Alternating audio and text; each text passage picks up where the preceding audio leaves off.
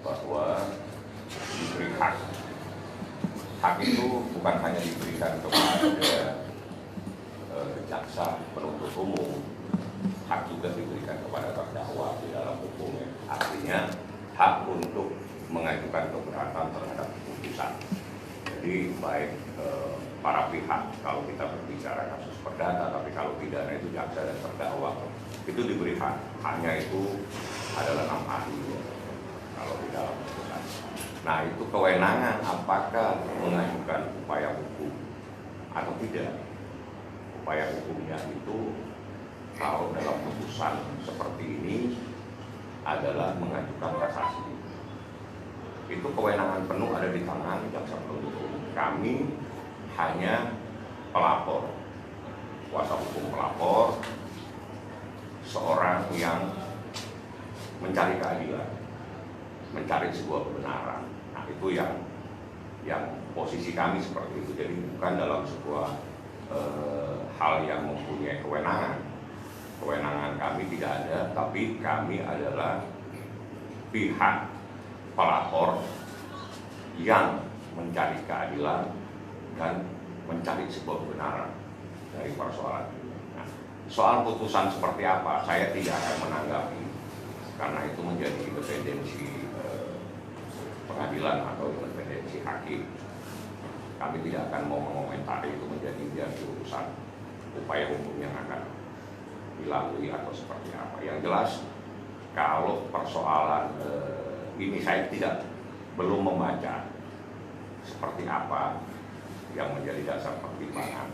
Tapi keyakinan kami dari sudut pandang kami sebagai yang kuasa hukum yang mengadukan bahwa apa yang kami adukan itu dengan bukti-bukti yang cukup akurat yang bisa dipertanggungjawabkan.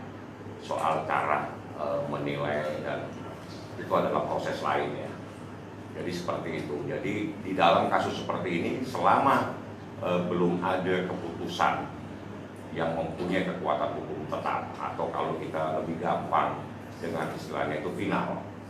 Ini belum final putusannya. Artinya para pihak itu diberi hak untuk mengajukan upaya hukum.